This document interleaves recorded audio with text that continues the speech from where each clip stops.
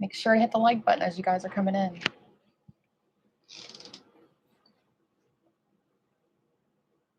Good evening. Greetings from Canada, eh? How you doing, you hoser?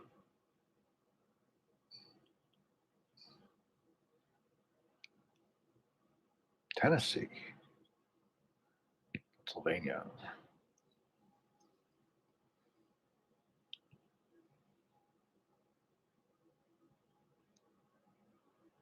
Penn State, we are. My brother and nephew were just there all over the weekend at a game.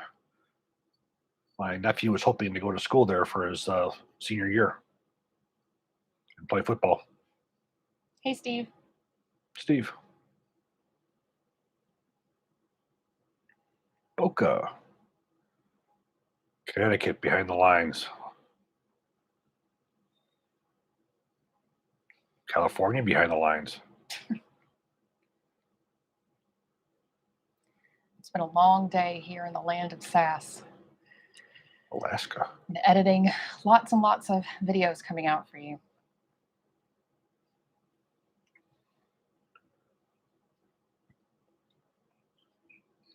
We've got a great video that's going to be, we haven't decided when it's, I'm going to be pushing for it for Sunday, but I haven't talked to Chris about it yet.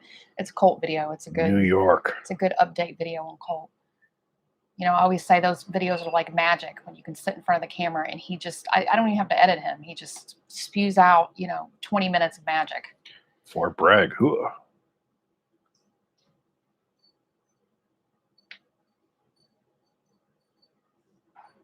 New York behind the lines again. The chair is against the wall. The chair is against the wall. Johnny has a long mustache. Johnny has a long mustache. Well, guys, thank you so much for joining us tonight. If you guys would like to donate tonight to SAS, that keeps us up and running. And, we don't take sponsored videos, so your dollars do help keep us honest. You can do so by clicking the dollar sign that is Google Super Chat function. Google, however, does take 30% of those donations, which is quite a bit. We do prefer donor box. That link is on smallarmsolutions.com. I'm also going to plug it into the chat line here as well. They only take about 3% of your donations instead of 30% that Google takes. But either way, we appreciate you being here. If anyone decides to donate, we appreciate you for that. And we have some submitted questions that came in earlier from donor box. And here we go. Abraham on donor box. Thank you, Abraham. He says, can you talk about the Knight's Armament Company master key and why it was ultimately not used? How useful is a shotgun attached on an AR-15? Well, I think Knights had probably a lot to do with their cost. There was pretty much what Knights had was just a mount. There was a better option, which is what they did adopt. Is it beneficial? I think you're better off having somebody carrying a shotgun because I think it adds weight to something that's not really necessary to a rifle. I can't say as I ever really saw somebody with one any place I've ever been. I've never seen a shotgun attached to an M4. I'm not saying, obviously I don't know everything, but I don't think it was really that great of an idea. I think you're better off carrying a pistol grip shotgun. Kirk on donor box, thank you, Kirk. He says his nephew is going to be turning 18 soon, and he wants an M16A4. He says, are there any concern with Colt's CR6700, the AR-14A4 clone, as a shooter for a gift? He is too young to care about markings. And if you could suggest any other options, FN, Wyndham, etc., in this variant that he should consider. Well, I will tell you, Wyndham makes it. There's nothing wrong with the Colt. As I said, if he doesn't care about rifle, I think it will be a toss-up for me. It'll probably come down to price. See which one gives you a better price between the two of them. But I did a review on the Wyndham not too long ago, and it was a beautiful rifle. They did an absolute gorgeous job on it. But again, the Colt, again, as long as he's not worrying about markings, that's a good way to go too. So see which one costs you less and which one's available. Steve, thank you so much for your donation. Adnan, thank you, Adnan. aftermarket enhanced triggers such as Geisley be installed onto an AR rifle that's chambered in 7.62 by 39, or do they typically require a proprietary trigger mechanism?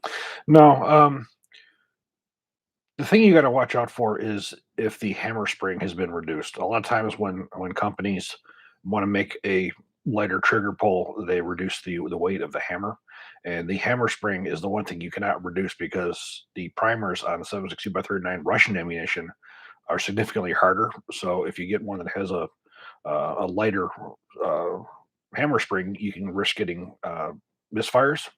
Now, with the Russian ammunition disappearing, and you're probably going to be getting mostly brass case, it's not going to matter. But for the most part, it doesn't matter overall. Just make sure that you have the proper firing pin in the gun.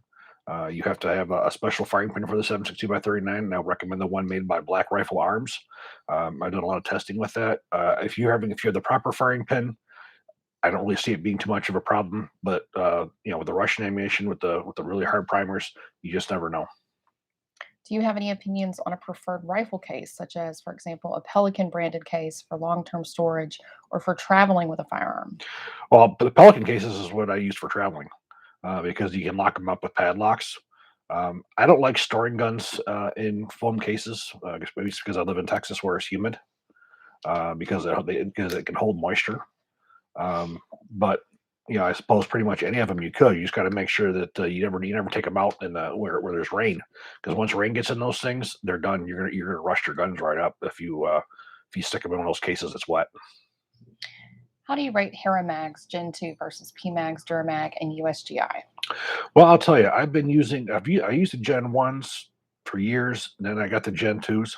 The Gen twos I've never had a problem with, with any kind of issue at all. They've always ran perfect. They don't have the combat experience that PMags have. Even the Duramags, which you do have a lot of government contracts and have been bought overseas.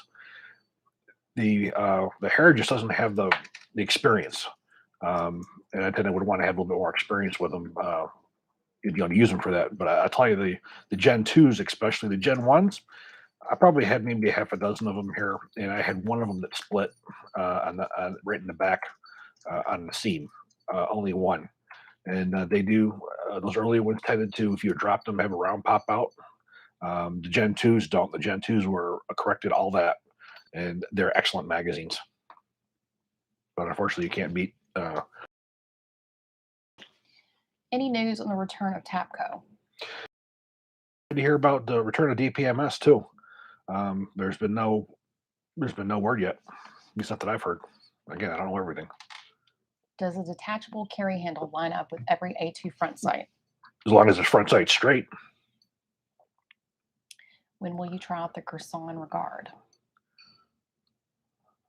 I don't even know what that is. I have to look that one up.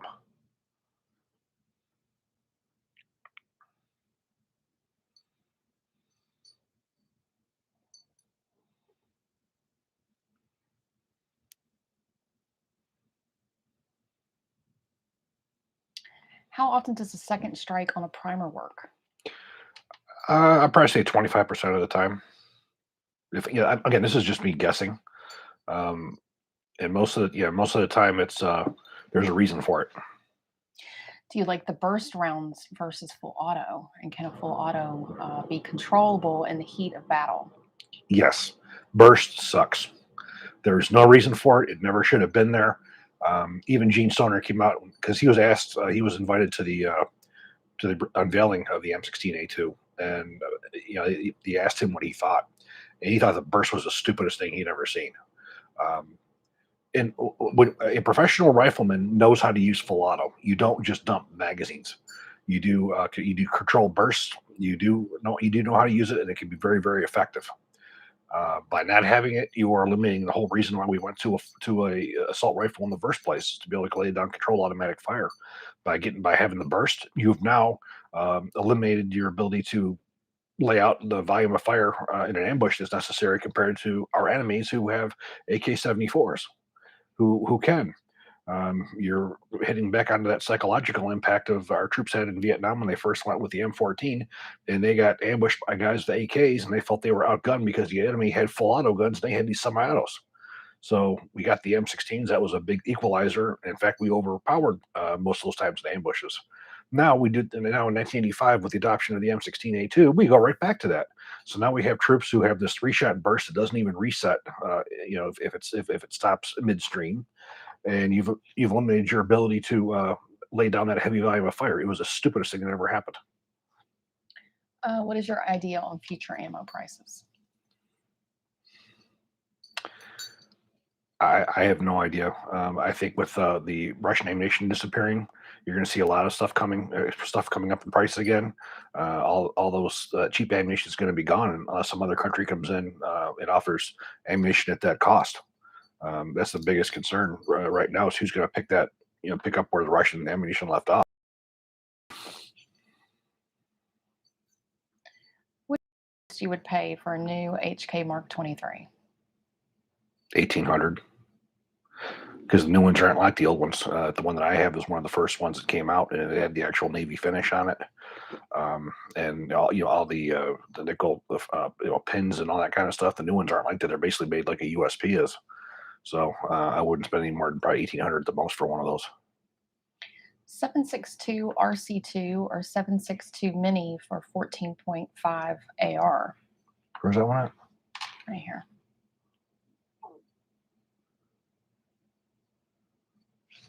RC2. I don't know, my brain's not working out what that is right now. I'm sorry. Squid, if you want to elaborate.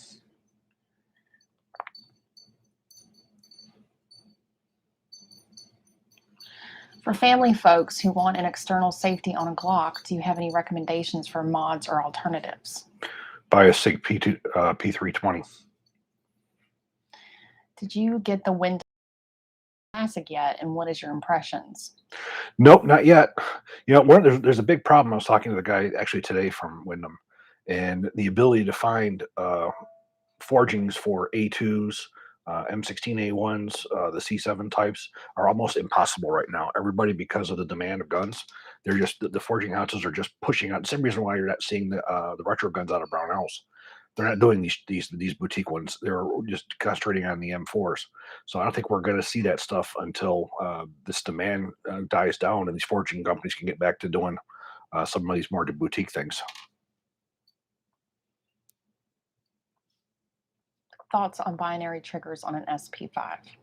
I'm not a binary trigger fan. I don't like fire on release. That's something I've never cared for. So that's why I don't bother with them. I don't think they're safe. But that's me. That's my opinion. There's other people who can think very, very differently of that.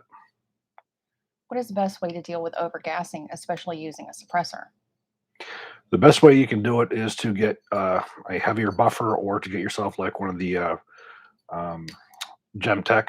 I believe it's Gemtech. They have the bolt carriers that have the selector on them for suppress and unsuppress, which cuts back on the gas. Those are probably two of your best options, is heavier buffer in that. Well, guys, we want to take a second to remind you that we are still selling raffle tickets for a copy of Chris's Armor's Manual, a volume 1 and volume 2 of a collection of writings that are all Black Rifle articles that he's written over the years. They will all come signed.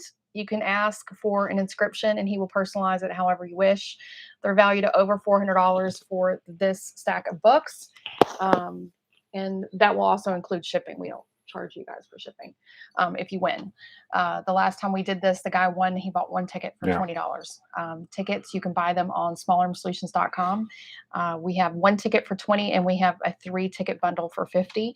And you won't receive a raffle number. What I do is I enter in your name and your email address on each ticket, and we will pull it live on the 15th, Friday the 15th. And so you'll be able to see. Last time we used an ammo can, so I'll probably do that again.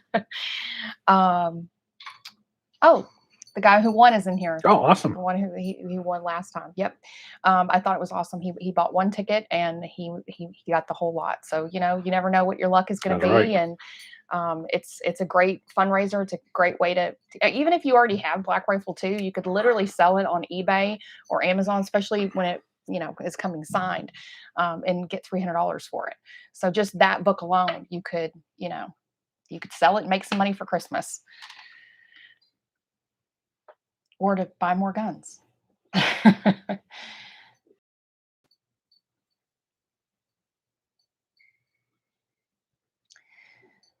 see. What is your favorite 308 battle rifle? A Galil, an FN FAL, a PTR, an AR-10, a SCAR, or something else? AR-10, a properly made AR-10, like the LMT. I have all those. I just tend to, my go-to would always be the AR-10. More accurate, easier to use, more comfortable, less recoil. I had a PTR 91 out. We're gonna be doing another video on that one. I had that out on Monday, and I shot like 7 or 8 magazines. And my wife goes, "What happened to your shoulder?" Yeah, it Oh was yeah, he not. came back and it was pretty brutal. G3 the PTR 91. Those are not comfortable guns to shoot. Those things kick like a mule. Yeah, Where he's not. I'm not used to him coming back from the range and being so. I mean, he was. Yeah, it was pretty nasty. my AR-10s don't do that, and the FAL didn't do that either. The Galil didn't do that.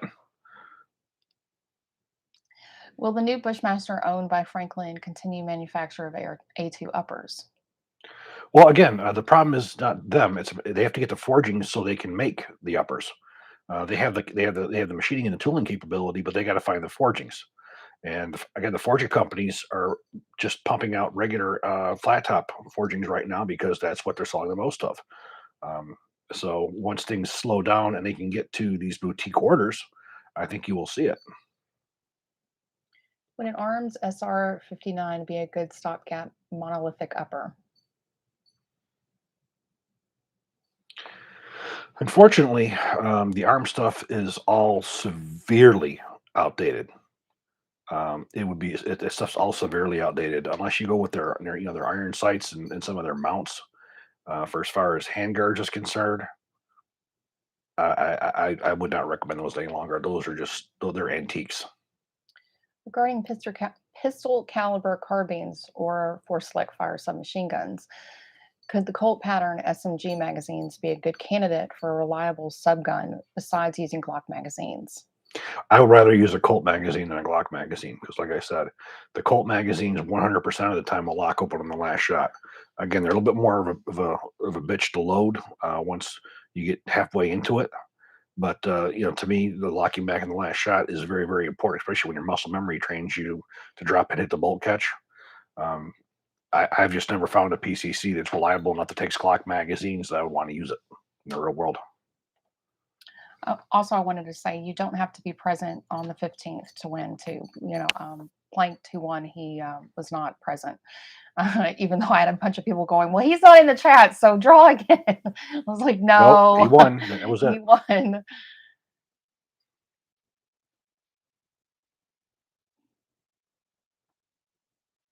What is the best way to deal with overgassing, especially using a suppressor? Well, again, the first is going to be using a like the Gemtech type bolt carrier where you can reduce the gas from that way. Adjustable gas valve or additional weight on the buffer. Those are pretty much the best ways that you can handle that. Is the easiest way generally is to add some more weight to the buffer.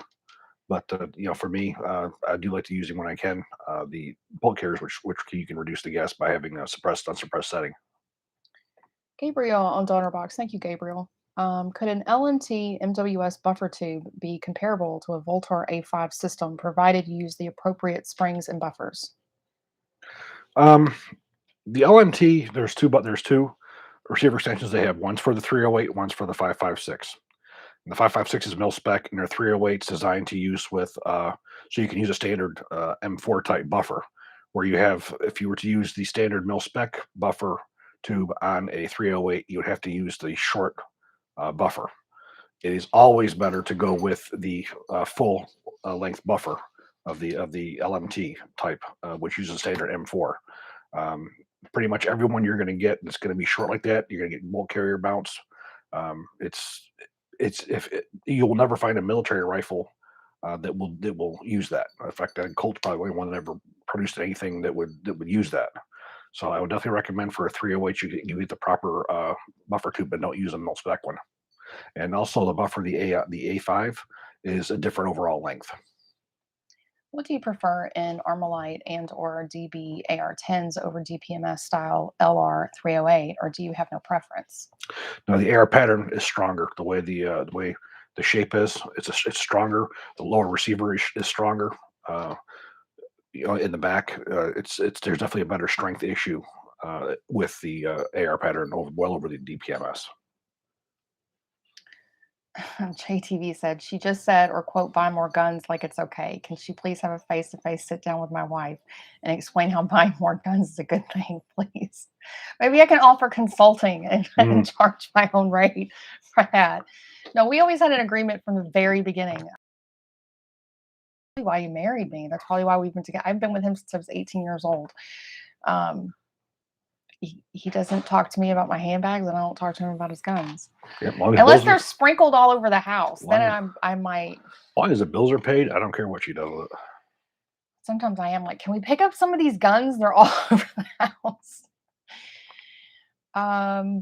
LWRC M6 ICDI or Sig Sauer M400. Should I get the MPX or MP5 civilian? Obviously, so I have a chance to buy two.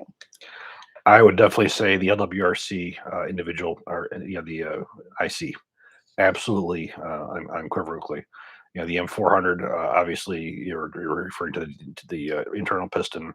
So the MC IC, so the comparing apples to apples, which would mean the LWRC to the SIG M400. The LWRC gives you a much better rifle for as far as every kind of feature that you would want, the ambi features, everything. MPX versus MP5, if you go watch my video where I do a comparison between the two of them, you'll see very clearly that I believe in the MPX well over the MP5. MP5 is great if you're in the 1980s or 1970s. That's World War II technology. I know you liked the new Jen Schmeiser 60 round mags. Mine had so much follower tilt, way more than my other mags. I had multiple malfunctions. Did you notice anything like No, in fact, you saw the videos that I did. You saw the guns I tested them in too. I had no problems at all. I mean, I had the 5.56 and the Colt open bolt machine gun. I had it in a full auto M4, and they work beautifully. So I didn't have any issues. And again, you saw the videos where they were actually shot. And I can tell you, those were the only ones that I shot them in were those ones that we videoed because I didn't have any extra ammunition to waste. Do you think the 16-inch CZ Bren 2 is just as capable as the military variants? I don't like to really compare the two because the 16-inch is not the same as the military one. The gas, it doesn't use the same gas tube or gas system. It uses, they're the same short stroke piston, but the lengths are different. Everything was changed on the 16-inch version from the original one. If you were to say the same question with a 14.5-inch pistol, I would say they're identical. With the 16-inch, you don't have the Colt Hammer Forge chrome line barrel like you do on the other ones. It's more of a commercial rifle. It's the barrel is significantly heavier. I would say I would look more at the 14.5-inch pistol on the SBR it or put a brace on it and go with that over the 16-inch. Are you working on getting an Aero Precision EPC 9mm PCC to evaluate? Their LRBHO with Glock mag seems pretty reliable. Up till about 3 years ago, I had no problem getting stuff from Aero Precision. To be honest with you, I've given up because they won't send me anything. I don't know it's because I have too few subscribers. I'm not influential enough for them. I don't know what it is, but for a long time I had no problems at all getting stuff to review from them. Now I can't get nothing. In fact, the last gun I did came from Brownells. Brownells loaned me one of their 16-inch mid-length gas system rifles for me to do a review on. But that was Brownells doing that. So I don't know. I can't get anything. I would love to. If somebody would send me one, I'd love to do a review on one. I got one of the 9mm coming from Palmetto State, hopefully pretty soon. But no, I've tried and I've had no luck. Drew, thank you for letting me know about the Gerber tool. I will look into that and see what's going on. See if I can get a new link going. Favorite pre 100 series AK stock? Well, I'm an AK-74 fan. The side folding, I love that one for the 74s, but for the underfolders, I tended to like the American-made stock ones because all the ones I got from overseas were always too short for me. So I like the American stocks; they were a little bit longer. Now, as a collector, as a historian, just the typical old wooden one for the AKM. I like the side folder on the AK-74. Have you looked at the Vistava M90 18-inch 5.56 AK? Do you have an opinion on it versus the barrel? Well, I tell you what, I just did the barrel. We are going to be filming that one probably within the next 2 weeks. And for as far as the Zastava, I just contacted Ben over there. He's going to be getting me one within the next month. So stay tuned. But I will tell you this, the barrel is a beautiful, beautiful rifle. Shot accurate as can be. I was very, very pleased with it. What is the best way to clean the rear of an AR-15 bolt? There's a tool that I helped design from Otis Technology called the Bone Tool. That bone tool, one end is you stick inside the bolt to clean the carbon off the back, and then the other side is for the back of the bolt carrier. Um, but it's called the Bone Tool at Otis Technology. Regrettably, after I was laid off, is when they decided to file the patent for that. And because I wasn't there, my name got left off of the patent. But it was me and Chris Ashley who developed that for Otis Technology. You should watch The King, a new movie on Netflix. You would love it. Never heard of it. I'm looking it up right now. Oh, it's got Rob Pattinson in it. Well, thank you, because I'm going to put that on our watch list. That actually looks really good. It looks Game of Thrones-ish. Hey, I'm waiting. I'm waiting for the big day with the Many Saints of Newark. That's what I'm waiting for. We're very excited for that. We've always been huge Soprano fans. We've been rewatching old episodes of Sopranos to gear up for that. But thank you for the recommendation. I actually did just add it to our Netflix list. That looks right up our alley.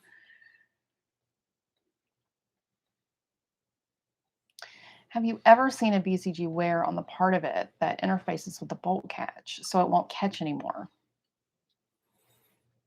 No, because it's the BCG doesn't catch the bolt carrier is not what catches it. It's the bolt.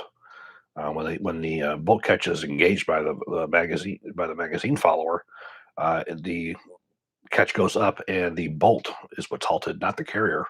And the only way that's going to wear is if you break the two lugs off lugs off the bolt, or if you break the bolt catch. Your thoughts on the quality of today's Colt Delta Elite 10mm? Don't know. Never haven't had my hands on one. Um, I know the Deltas back in the day. They had problems with the frames cracking. They had to make some modifications to the frames because the frame couldn't take the heavy recoil of the 10mm, which resulted in a new cut and also doubling up the recoil springs. But the current ones, I really haven't seen them. When I worked for Colt, I worked for defense. I strictly dealt with the rifles. I can't ever think of going over even looking at the pistols because they had nothing to do with what I did. And quite frankly, I'm not a 1911 fan, so I really didn't care. But I'm sure there's probably guys in this who are more 1911 aficionados who could give you a real answer, because nothing I'm going to tell you is going to be coming from somebody who's really an expert on that. With all the variations and new models, is it worth it getting a new Beretta M9 that's the Army's TDP? Well, I particularly love M9s. I have the M9, I have the M9A1. I am hoping to get my hands on an M9A4 anytime. Beretta just introduced the M9A4, which is basically the M9A3 with the ability to attach an MRO on there, or an RMR, excuse me. I love Beretta pistols, so for me, absolutely. Oh, everybody's saying the King is really good. It's about Henry VIII. See, I love that stuff. Yeah, we'll be totally down to watch that. Uh, what is your interpretation of The Sopranos ending? I was pissed off. But how do you think it ended? Like, do you think he died? I don't think so because he was always one step ahead of everybody else. Even when they tried to kill him a couple times, something would tells me that he did somebody watching him, or he would have caught it. Now, one of his family might have gotten it, but I don't think it would have been him. But you know the end is near. You know, it's always with those guys. Always, Yeah. eventually, it has to end. Matt says he's a big fan. Thank you, Matt. 20-inch barrel, standard AR upper. Can I use the carbine buffer? Also, if you only had one pistol to take into combat and just have it work and not break, what would you take other than a Mark 23? Well, for as far as the 20-inch, either get yourself the proper H6 buffer, which was what the U.S. government used when they converted to, if you want to call them, the M16A5 type. When I was over in Afghanistan at the armory that we were in there, they were doing a lot of conversions, taking fixed stocks off of A2s and A4s and putting the telescopic stocks on them. It was actually rather disturbing because they were sticking mag wells in vices. They didn't have any tools or anything, so I can't imagine how many mag wells they bent doing that. But anyways, they were utilizing H6 buffers, which basically was the buffers. The weights that were in there, they were all cut in half.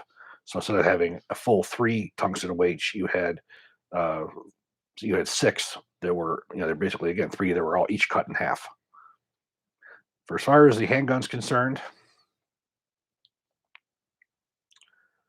probably a Glock 17 and a 9mm, or HK USP 45. What do you think of pistol braces? Yay or nay? I understand why people like them. They're fine. Um, I happen to live in a free state here where I can SBR things. I would rather SBR it and have things look like they're supposed to. But there's absolutely nothing wrong with the pistol braces. I have no issue with them. I just tend to prefer to SBR the ones so my guns look like they're supposed to be. Sean says he's one of those weird people that have never seen one episode of Game of Thrones. Ooh, wow. Yeah, you gotta fix that. He says that though, but like we're always like trying to find things for both of us to watch together. That's the point and purpose why he rubs his gun down.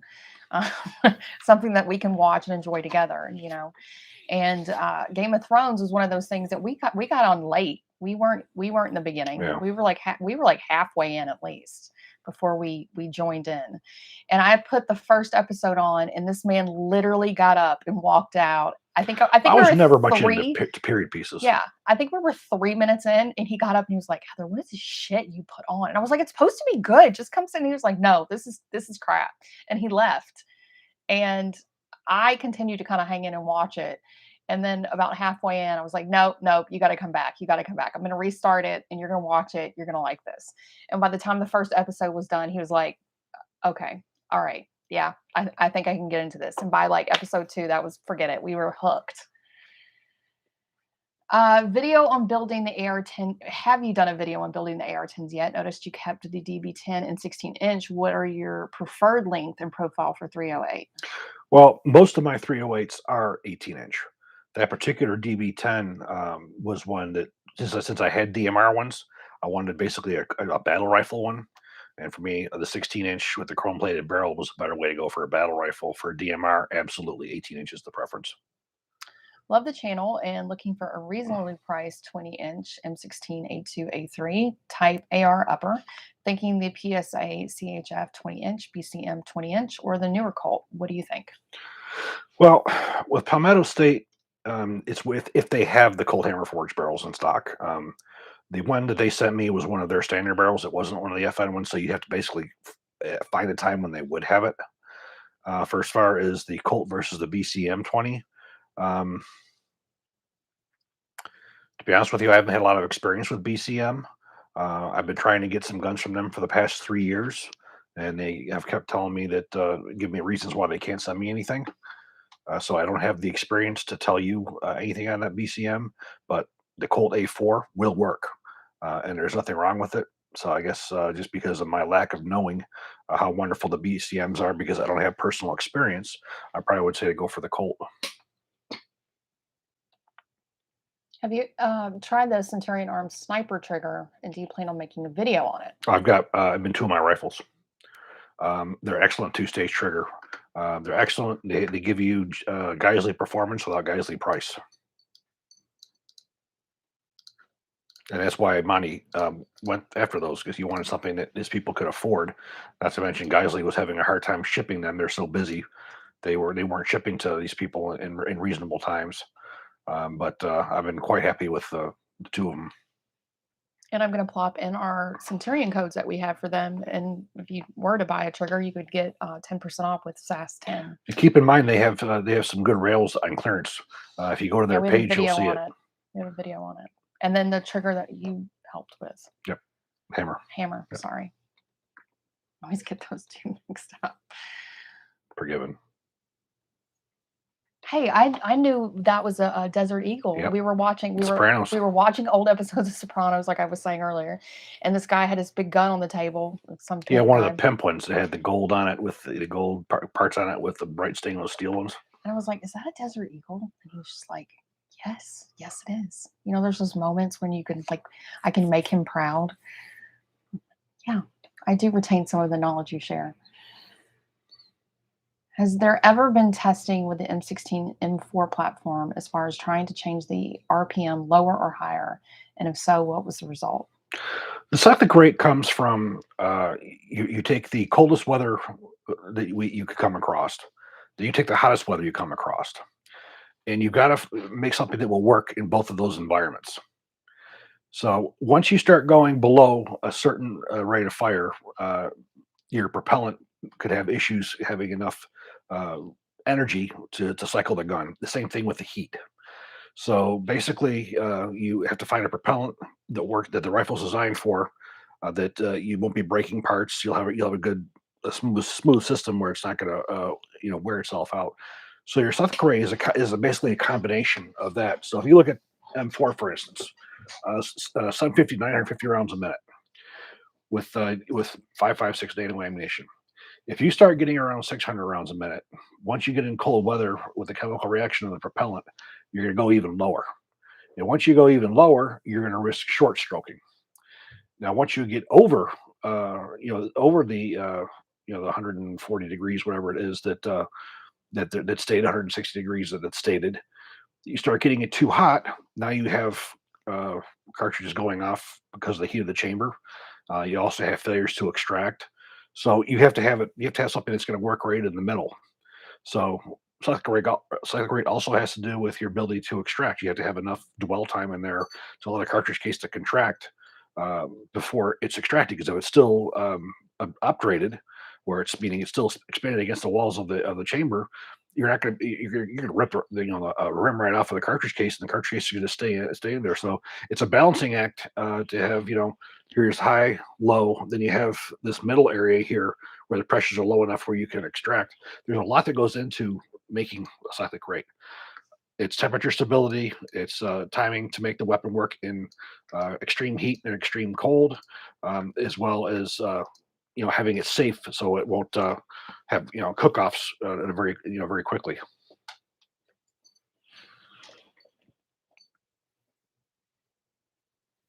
Believe me, this is actually a science. Have you gotten your hands on a PSA Dagger to evaluate yet? I just spoke to Josiah 2 days ago, and he's telling me they're having he's having a hard time getting one of them because he thinks they're going out as fast as he can bring them in. So he says he's going to try to get me one. He said, well, in the meantime, we're going to get you out one of the 9mm PCCs, and as soon as he has one available, he's going to send it to me. So I am trying to get my hands on one. Absolutely. Do you have one rifle that you covet above all others? It's like asking him who his favorite kid is. I think it's worse.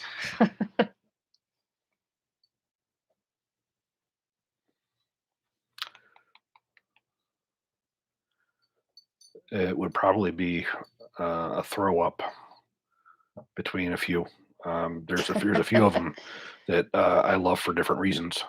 My LMT bars, new one would probably be one of them. My Colt Elite 6944 would probably be one of them. And then I have one that I built. It was custom that I did for myself, which was handpicked parts to make what I would make the ideal combat rifle. Those are probably my top three rifles, all AR platforms. But I have a hell of a lot that I like. What are your thoughts on the Sig Sauer Tread in 308? Very, very nice. Military grade. It's being used by the Indian Army. I had very good luck with the one that I had to review. I do have a whole video on that. You could probably go check that out, and you can get more details on what my thoughts were.